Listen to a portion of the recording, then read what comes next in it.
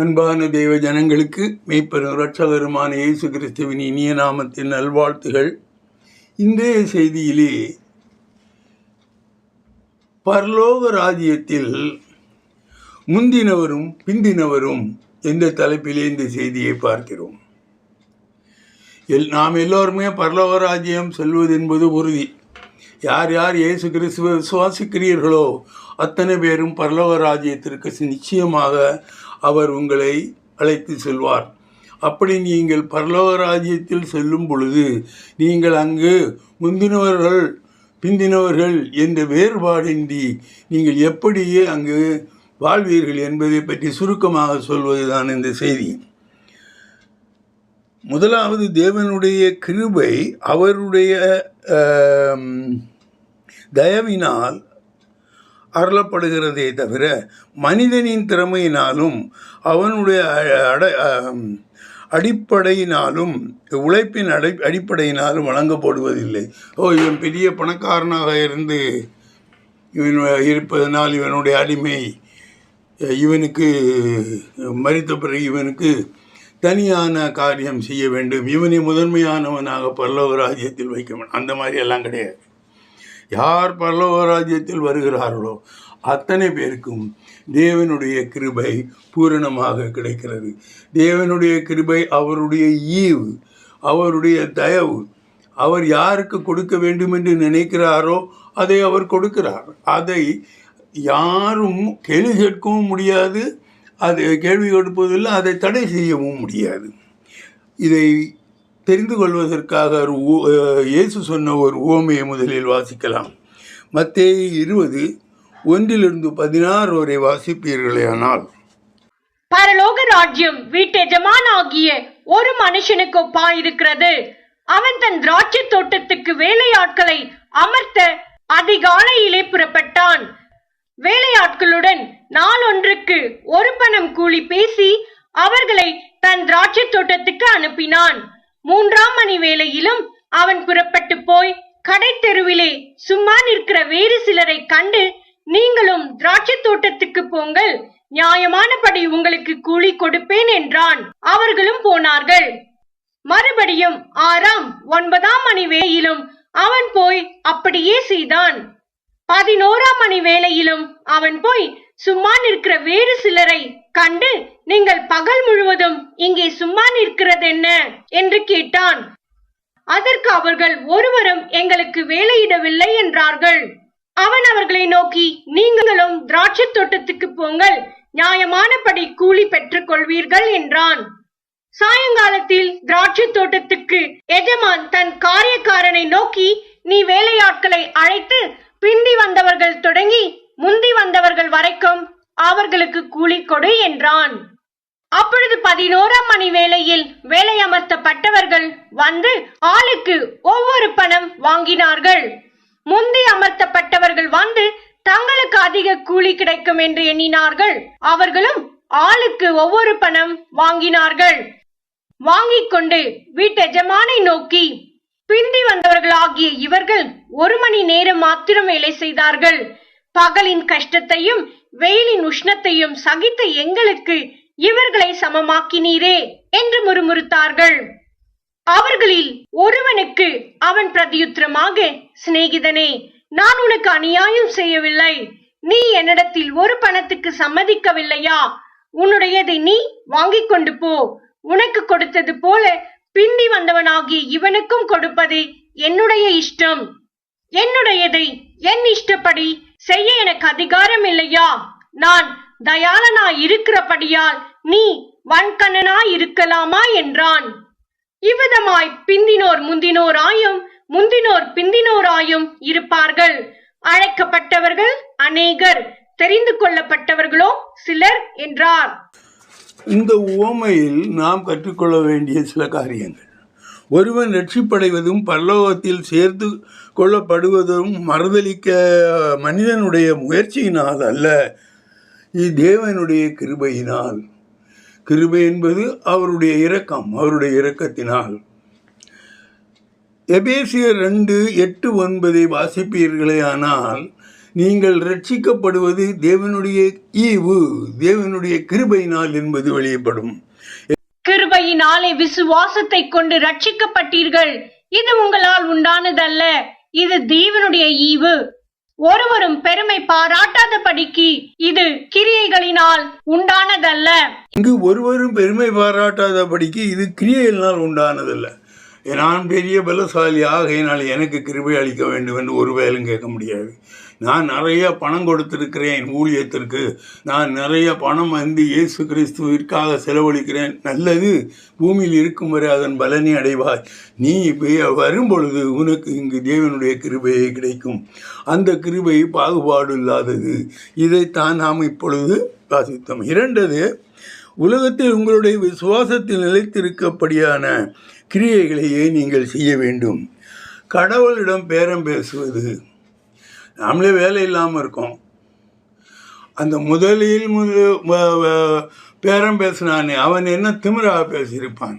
நான் போகலைன்னா அங்கே வேறு ஆள் வராது, இவனுக்கு தோட்டத்தில் வேலை செய்வதற்கு ஆள் கிடைக்காது, ஆகையினால் எனக்கு ஒரு பணம் தர வேண்டும். அவனிடம் இருக்கும் உலகத்தில் இருக்கும் கொஞ்சத்தை வைத்து அவன் தேவனிடமே பேரம் பேசுகிறான்.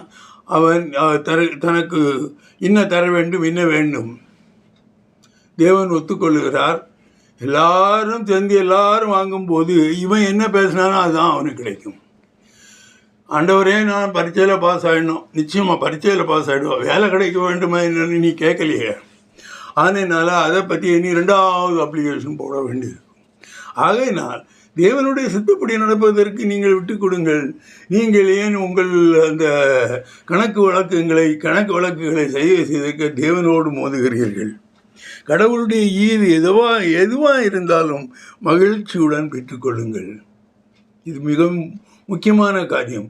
இதை இயேசுவை ஏற்றுக்கொண்டவர்கள் மட்டும்தான் இதை செய்ய முடியும். மற்றவர்கள் இந்த இடத்துல தான் சாத்தான் வரும். நீ ஒரு பணம் 2 பணம் கேளு, நீ அப்படி போகாத, இப்படி செய்யாத என்று அவன் மனதை போட்டு குழப்புவான். அவனை உங்கள் விசுவாசம் தடை செய்யும். நீங்கள் விசுவாசம் உடையவர்களாக இருந்தால் தேவன் எதிர்த்து எந்த விதமான வாதமும் செய்ய மாட்டீர்கள். அடுத்ததாக, இயேசு கிறிஸ்துவ தனக்கு உண்டானவைகளை விட்டு பின்பற்றியவர்கள் அடைய போகும் பலனை மத்தேயு சொல்லுகிறார். நீங்கள் அப்படியே மற்றவங்க, அதாவது அங்கே விசுவாசிக்கிறவனுக்கும் விசுவாசம் இல்லாதவனுக்கு என்ன வித்தியாசம் என்பது இங்கு தெரிஞ்சுகிறது. மத்தேயு 19:16-25 வரை வாசிப்பீர்களேயானால், அப்பொழுது ஒருவன் வந்து அவரை நோக்கி, நல்ல போதகரே, நித்திய ஜீவனை அடைவதற்கு நான் எந்த நன்மையை செய்ய வேண்டும் என்று கேட்டான். அதற்கு அவர், நீ என்னை நல்லவன் என்று சொல்வானேன்? தேவன் ஒருவர் தவிர நல்லவன் ஒருவனும் இல்லையே. நீ ஜீவனில் பிரவேசிக்க விரும்பினால் கற்பனைகளை கைக்கொள் என்றார். அவன் அவரை நோக்கி, எவைகளை என்று கேட்டான். அதற்கு இயேசு, கொலை செய்யாதிருப்பாயாக, விபசாரம் செய்யாதிருப்பாயாக, களவு செய்யாதிருப்பாயாக, பொய் சாட்சி சொல்லாதிருப்பாயாக, உன் தகப்பனையும் உன் தாயையும் கனம் பண்ணுவாயாக, உன்னிடத்தில் நீ அன்பு கூறுவது போல பிறனிடத்திலும் அன்பு கூறுவாயாக என்பவைகளையே என்றார். அந்த வாலிபன் அவரை நோக்கி, இவைகளை எல்லாம் என் சிறு வயது முதல் கை கொண்டிருக்கிறேன், இன்னும் என்னிடத்தில் குறைவு என்ன என்றான். அதற்கு இயேசு, நீ பூரண சர்க்குணனாய் இருக்க விரும்பினால் போய் உனக்கு உண்டானவைகளை விற்று தரித்திரருக்கு கொடு, அப்பொழுது பரலோகத்தில் உனக்கு பொக்கிஷம் உண்டாயிருக்கும், பின்பு என்னை பின்பற்றி வா என்றார். அந்த வாலிபன் மிகுந்த ஆஸ்தியுள்ளவனாய் இருந்தபடியால் இந்த வார்த்தையை கேட்ட பொழுது துக்கமடைந்தவனாய் போய்விட்டான். அப்பொழுது இயேசு தம்முடைய சீஷர்களை நோக்கி, ஐஸ்வர்யவான் பரலோக ராஜ்யத்தில் பிரவேசிப்பது அரிதென்று மெய்யாகவே உங்களுக்கு சொல்லுகிறேன். மேலும் ஐஸ்வர்யவான் தேவனுடைய ராஜ்யத்தில் பிரவேசிப்பதை பார்க்கிலும் ஒட்டகமானது ஊசியின் காதிலே நுழைவது எளிதாயிருக்கும் என்று உங்களுக்கு சொல்லுகிறேன் என்றார். அவருடைய சீஷர்கள் அதை கேட்டு மிகவும் ஆச்சரியப்பட்டு, அப்படியானால் யார் ரட்சிக்கப்படக்கூடும் என்றார்கள். இயேசு அவர்களை பார்த்து, மனுஷரால் இது கூடாதது தான், தேவனாலே எல்லாம் கூடும் என்றார். அப்பொழுது பேதுரு அவரை நோக்கி, இதோ நாங்கள் எல்லாவற்றையும் விட்டு உம்மை பின்பற்றினோமே, எங்களுக்கு என்ன கிடைக்கும் என்றான். அதற்கு இயேசு, மறுஜன்ம காலத்திலே மனுஷகுமாரன் தம்முடைய மகிமையுள்ள சிங்காசனத்தின் மேல் வீற்றிருக்கும் போது என்னை பின்பற்றின நீங்களும் இஸ்ரவேலின் 12 கோத்திரங்களையும் நியாயம் தீர்க்கிறவர்களாக 12 சிங்காசனங்களின் மேல் வீற்றிருப்பீர்கள் என்று மெய்யாகவே உங்களுக்கு சொல்லுகிறேன். இங்கு ஒருவன் வருகிறான்.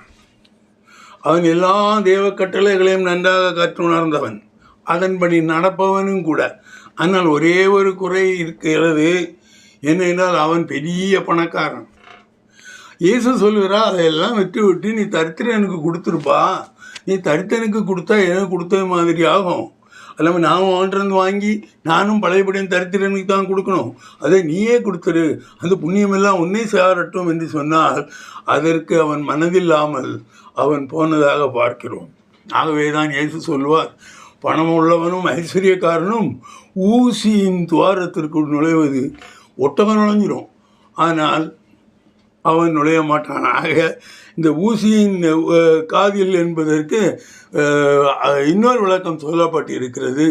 ஊசி கதவு, அதாவது அந்த எருசலேம் நகரில் உள்ள கதவுகளில் ஒன்று ஊசியின் கதவு. அதற்குள்ளாக ஒட்டகத்தின் மேல், ஒட்டகம் அல்லடியது ஹம்பு, இப்படி உழைந்த முதுகுடையதாக இருக்கும், அதன் மேல் சாமான்களையும் வைத்து கொண்டு போனால் அது தட்டும். அந்த வாசல் வழியாக, ஊசி வாசல் வழியாக அது போக முடியாது. அதை ஒப்பிட்டு தான் இங்கு சொல்வதாக சில விளக்கங்கள் இருக்கின்றன.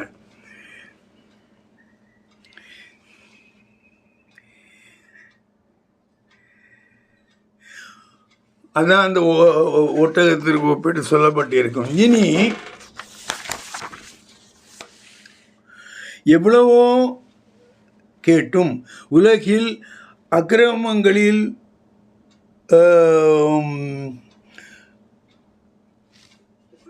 வாழ்வோர், அதாவது அக்கிரகங்களில் ஈடுபடுவோர் பரலோக ராஜ்யத்தில் பிரவேசிக்க முடியாமல் புறம்பே தள்ளப்பட்டவர்களாக இருப்பார்கள். நீங்கள் அக்கிரம சேவைகளில் தான் நான் நடப்பேன், மீதி உள்ளதெல்லாம் நான் கேட்டுக்குவேன், ஆவியால் சொல்வதையும் நான் கேட்டுக்குவேன், எல்லோரும் சொல்லுவேன் கேட்டுக்குவேன், சாத்தான் சொல்வதையும் கேட்டுக்கொள்வேன். அப்படி இருக்கக்கூடாது. அவன் உங்களுக்கு நல்லதை போதிக்க மாட்டான், உங்களுக்கு போதிக்கப்பட்டவர்களை மறுதலித்து போக செய்வான். லூக்கா 13:23-30 வரை வாசிப்பீர்களே. ஆனால் அப்பொழுது ஒருவன் அவரை நோக்கி, ஆண்டவரே, ரட்சிக்கப்படுகிறவர்கள் சில பேர் தானோ என்று கேட்டான். அதற்கு அவர், இடுக்கமான வாசல் வழியாய் உட்பிரவேசிக்க பிரயாசப்படுங்கள், அநேகர் உட்பிரவேசிக்க வகை தேடினாலும் அவர்களாலே கூடாமற் போகும் என்று உங்களுக்கு சொல்லுகிறேன். வீட்டெஜமான் எழுந்து கதவை பூட்டின பின்பு நீங்கள் வெளியே நின்று, ஆண்டவரே, ஆண்டவரே, எங்களுக்கு திறக்க வேண்டும் என்று சொல்லி கதவை தட்டும் போது அவர் பிரதியுத்தரமாக, நீங்கள் எவ்விடத்தாரோ, உங்களை அறியேன் என்று உங்களுக்கு சொல்லுவார். அப்பொழுது நீங்கள், உம்முடைய சமூகத்தில் போஜனபானம் பண்ணினோமே, நீர் எங்கள் வீதிகளில் போதகம் பண்ணினீரே என்று சொல்லுவீர்கள். ஆனாலும் அவர், நீங்கள் எவ்விடத்தாரோ, உங்களை அறியேன், அக்கிரமக்காரராகிய நீங்கள் எல்லாரும் என்னை விட்டு அகன்று போங்கள் என்று சொல்லுவார் என்று உங்களுக்கு சொல்லுகிறேன். நீங்கள் ஆபிரகாமையும் ஈசாக்கையும் யாக்கோப்பையும் சகல தீர்க்க தரிசிகளையும் தேவனுடைய ராஜ்யத்தில் இருக்கிறவர்களாகவும் உங்களையோ புறம்பே தள்ளப்பட்டவர்களாகவும் காணும் போது உங்களுக்கு அழுகையும் பற்கடிப்பும் அங்கே உண்டாயிருக்கும். கிழக்கிலும் மேற்கிலும் வடக்கிலும் தெற்கிலும் இருந்து ஜனங்கள் வந்து தேவனுடைய ராஜ்யத்தில் பந்தியிருப்பார்கள். அப்பொழுது முந்தினோர் பிந்தினோர் ஆவார்கள், பிந்தினோர் முந்தினோர் ஆவார்கள் என்றார். அநேகர் தான் நீதிமான்கள் என்று நினைத்துக் கொள்கிறார்கள். அவர் என்ன சொல்லுகிறார்கள் ஆண்டவரிடம்? ஆண்டவரே,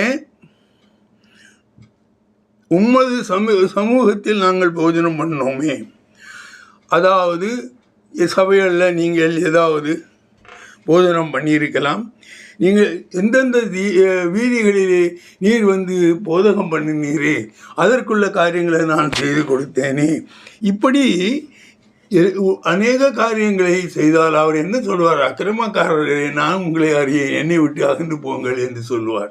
நீங்கள் அக்கிரமங்களை தொடர்ந்து செய்து கொண்டே இருப்பீர்களேயானால், உங்கள் அக்கிரமங்கள் பாவ காரியங்களை வெளிப்படுத்துமானால், நீங்கள் எந்த ஒரு காரியமும் இயேசுவிடம் இருந்து பெற்றுக்கொள்ள முடியாது. இயேசுவை பின்பற்றி வருவது ஒருவன் முடிவெடுத்து விட்ட பிறகு தனக்கு உண்டானவைகளை எல்லாம் வெறுத்து இயேசுவின் சுவிசேஷத்தை தன்னை ஈடுபடுத்தி தேவ சித்தப்படி வாழ வேண்டும். இதை 2 காரியங்கள் மூலம் இயேசு கிறிஸ்து விளக்குகிறார். லூக்கா 14:28-33 வரை வாசிப்பீர்களால், உங்களில் ஒருவன் ஒரு கோபுரத்தை கட்ட மனதாயிருந்து அஸ்திபாரம் போட்ட பின்பு முடிக்க திராணி இல்லாமற் போனால், பார்க்கிறவர்கள் எல்லாரும் இந்த மனுஷன் கட்டத் தொடங்கி முடிக்க திராணி இல்லாமற் போனான் என்று சொல்லி தன்னை பரியாசம் பண்ணாதபடிக்கு அதை கட்டி தீர்க்கிறதற்கு தனக்கு நிர்வாகம் உண்டோ இல்லையோ என்று முன்பு அவன் உட்கார்ந்து செல்லும் செலவை கணக்கு பாராமல் இருப்பானோ? அன்றியும் ஒரு ராஜா மற்றொரு ராஜாவோடே யுத்தம் செய்ய போகிற போது தன்மேல் 20,000 சேவகரோடே வருகிற அவனை தான் 10,000 சேவகரை கொண்டு எதிர்க்க கூடுமோ கூடாதோ என்று முன்பு உட்கார்ந்து ஆலோசனை பண்ணாமல் இருப்பானோ? கூடாதென்று கண்டால் மற்றவன் இன்னும் தூரத்தில் இருக்கும் போதே ஸ்தானாபதிகளை அனுப்பி சமாதானத்துக்கு ஏதுவானவைகளை கேட்டுக்கொள்வானே. அப்படியே உங்களில் எவனாகிலும் தனக்கு உண்டானவைகளை எல்லாம் வெறுத்து விடாவிட்டால் அவன் எனக்கு சீஷனாயிருக்க மாட்டான். இங்கு 2 காரியங்கள் சொல்லப்பட்டிருக்கும். ஒன்று கோபுரம் கட்டுவது. இங்கு சொல்லப்பட்டிருக்க கோபுரம் கட்டுவது என்பது அந்த இது திராட்சை தோட்டத்திலே பெரிய கோபுரமாக கட்டி அதன் மேல் அந்த திராட்சைகளை எல்லாம் போட்டு உலர்த்தி அங்கிருந்து பிழிந்து சார் எடுப்பார்கள். அதுதான் அந்த இங்கே கட்டிடம் என்று சொல்லப்பட்டிருக்கிறது. அதை செய்வதற்கு அந்த ஆரம்பித்து விடுவார்கள். ஆனால் சில இடங்களிலே வந்து நின்றுவிடும். ஏனென்றால் போதிய பொருள் அவனிடம் இருக்காது. அவர் என்ன சொல்லுகிறார்? நீ ஒரு கட்டணம் கட்டினாலும் சரி, அல்லது நீ வந்து ஒரு ராஜா, அந்த ராஜாவை அப்புறமா சொல்கிற, நீ அந்த கட்டணம் கட்டும் பொழுது அந்த அஸ்திவாரம் தோன்றுவதற்கு முன்னாலேயே நீ யோசித்திருக்கணும். இவ்வளவு காசு என்னிடம் இருக்க வேண்டும், ஒருவேளை அது இப்பொழுது கையிருப்பில்லை என்றால் எனக்கு இங்கிருந்து கண்டிப்பாக வரும், எனக்கு இங்கே யார் கொடுப்பார்கள் என்பவைகளையெல்லாம் முதலிலே முடிவு செய்துவிட்டு வேலையை ஆரம்பிக்க வேண்டும். அதே போல் நீ ஒரு ஊழியம் செய்ய போவாயானால் நீ வந்து உன் ஊழியம் தடைப்பட்டு போகக்கூடிய அளவில், குடும்ப பிரச்சனைகளால் தடைப்பட்டு போகலாம், அல்லது வேறு சில காரணங்களால் அவை தடைபட்டு போகலாம். ஊழியத்தை தடை செய்வதற்கு ஒருவன் தயாராக இருக்கிறான். அந்த மாதிரிப்பட்ட காரியங்கள் இல்லாமல் நீ ஸ்திரமாக ஆண்டவரை பற்றி விசுவாசத்திலே உனது ஊழியத்தை நீ செய்ய வேண்டும். அடுத்து அதே தான் ஒரு ராஜாவை பற்றி சொல்லப்பட்டிருக்கும். 1,00,000 பேர் ஒரு பெரிய படையோடு வரும்போது நீ மட்டும் 16,000 பேர் போனால் ஒவ்வொருத்தரும் தூக்கிட்டே போயிடுவான். ஆகையினாலே நீ முதலிலே அவைகளை அறிந்து அதற்கு ஏற்றவாறு உன்னை தயார்படுத்தி கொள்ள வேண்டும். அவனுக்கு உன்னை எதிர்த்து வருபவனை விடவும் நீ பெரியவனாக இருக்க வேண்டும். உன் ஊழியங்கள் தடை செய்வதற்கு ஒருவன் செய்கிறான் என்றால் அவனை தோற்கடிக்கும் அளவு உன் அறிவும் உன்னுடைய விசுவாசமும் தேவனிடம் இருந்தால் தேவனே அவனுக்காக யுத்தம் செய்வார். வேதம் அதைத்தான் சொல்லுகிறது. அப்பேற்பட்ட கோலியாத்தை தாவீது கொல்லவில்லையா? அவ்வளவு பெரிய ஆளை தேவன் அவனுக்கு சங்காரம் பண்ணி கொடுக்கவில்லையா? ஆகையால் எந்த ஒரு காரியமானாலும் நீ இயேசுவின் சித்தப்படி நடப்பாயானால், தேவனின் சித்தப்படி உன்னை விட்டு கொடுத்து அதன்படி நடப்பாயானால், அவர்கள் சொல்லுகிற காரியத்தை அனுசரித்து நீ நடப்பாயானால் உனக்கு எல்லாவற்றிலும் வெற்றி கிடைக்கும். இங்கே என்ன சொல்லப்பட்டிருக்கிறது?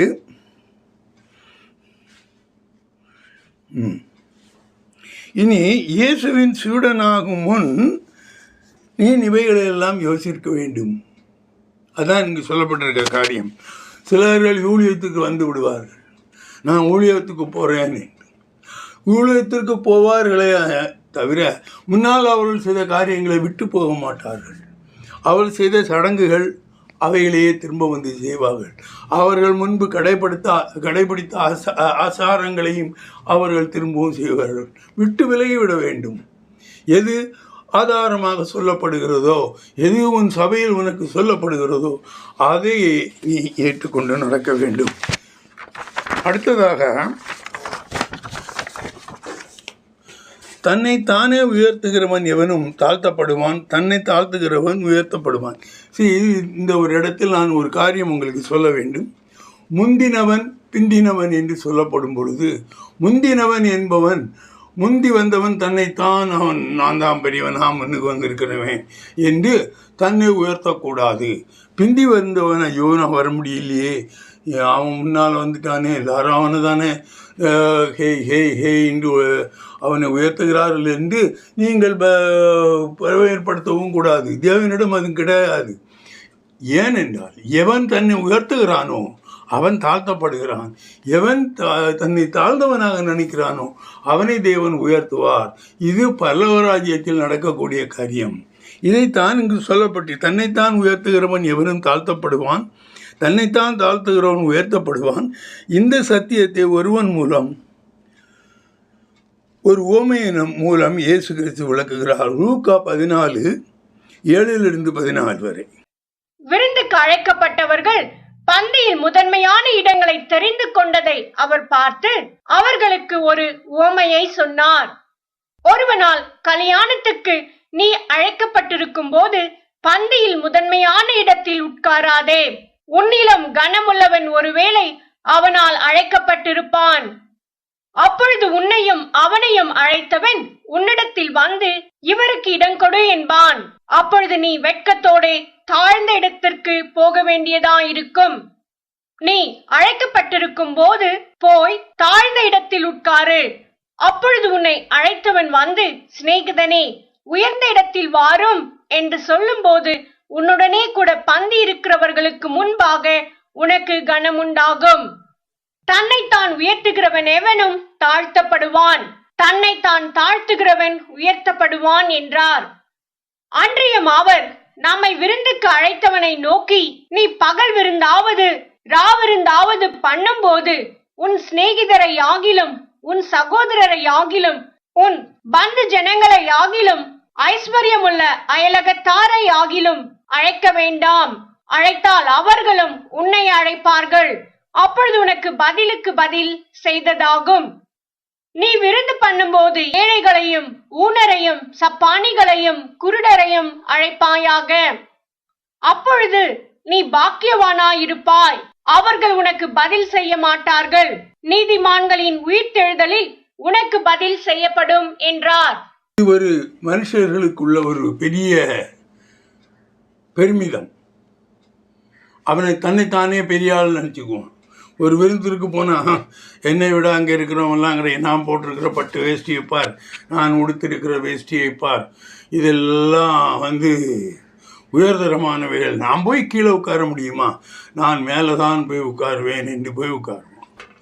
ஆனால் அதே மாதிரி ஏதோ ஒரு காரணத்தினால் உன்னில் உயர்ந்தவனே அவன் அழைத்திருப்பான்.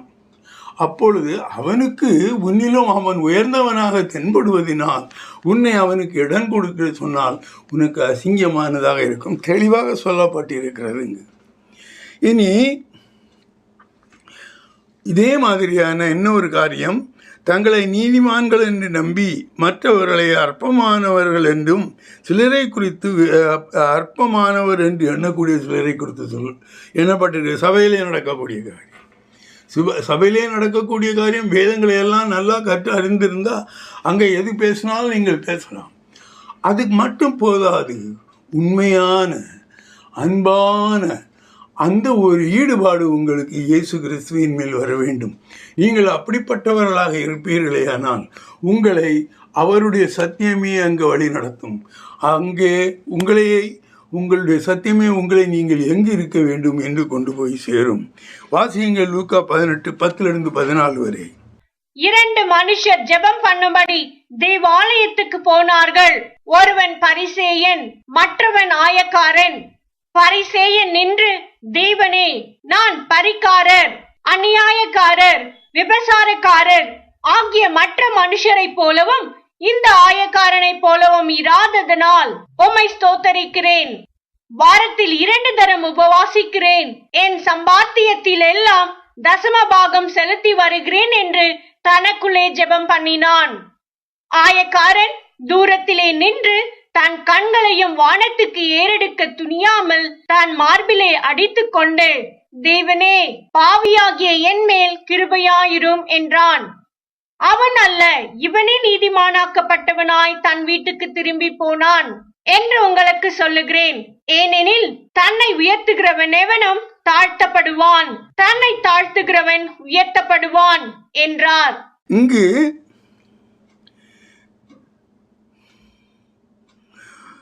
என்ன வாரத்தில் 2 தடவை உபவாசிக்கிறேன்.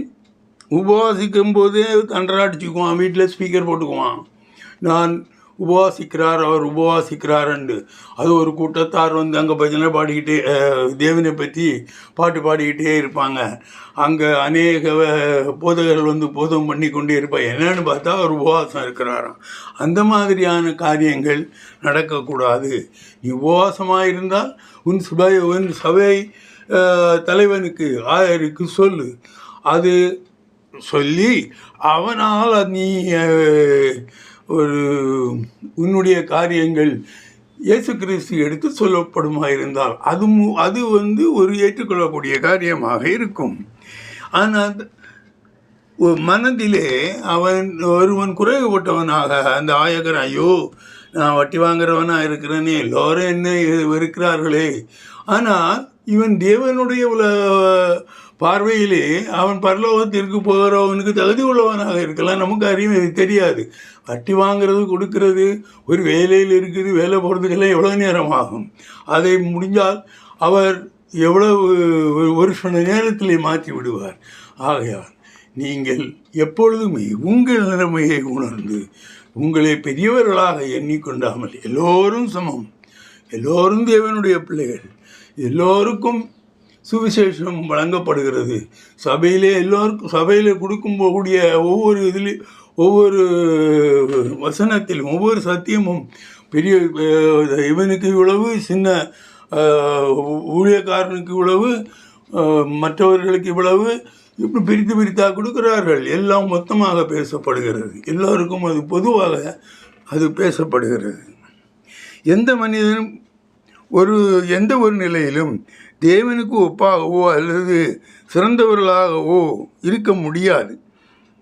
இதன் அடிப்படையில் சதாகாலமும் எந்த நிலையிலும் தேவனுக்கு முன்னே தன்னை தாழ்த்த வேண்டும். சர்ச்சில் போனாலே நீங்கள் தாழ்த்த வேண்டும். நீங்கள் எல்லாவற்றிற்கும் அடாவடியாய் போய் அந்த பேச்சு இருக்கக்கூடாது. பூமியிலும் சரி, பரலோகத்திலும் மனிதர்கள் தேவன் முன்பாக தாழ்ந்தவனாகவே இருக்கிறான் என்பதை நீங்கள் மனதில் வைத்து கொள்ள வேண்டும். மனிதன் எப்பொழுதுமே தேவனுக்கு தாழ்ந்தவன் தான். நீங்கள் தேவனுடைய சன்னிதானத்தில் நிற்கிறீர்கள் என்பதை உணர்ந்து உங்கள் செயல்பாடுகள் இருக்க வேண்டும். அன்பான பிதாவை, மேற்பர் ரட்சகருமான இயேசு கிறிஸ்துவே, அன்றாடம் எங்களை வழி நடத்தக்கூடிய ஆவியானவரே, எங்களை சரியான வழி நடத்தலிலும் நாங்கள் எப்படி நடந்து கொள்ள வேண்டும், மனமேட்டிமே இல்லாமல் நாங்கள் எங்களை எப்படி வைத்து கொள்ள வேண்டும் என்பதை பற்றி வேதம் சொல்லுவதை சொன்னேன். அவைகளை எல்லாம் கிரகித்து அந்த உண்மைத்தன்மை அறிந்து கொள்ளும்படி அவர்களுக்கு செய்யும். நீர் அப்படி செய்யப்போவதற்காக கோடான கோடி ஸ்தோத்திரம். அன்பான பிதாவே, ஆமீன்.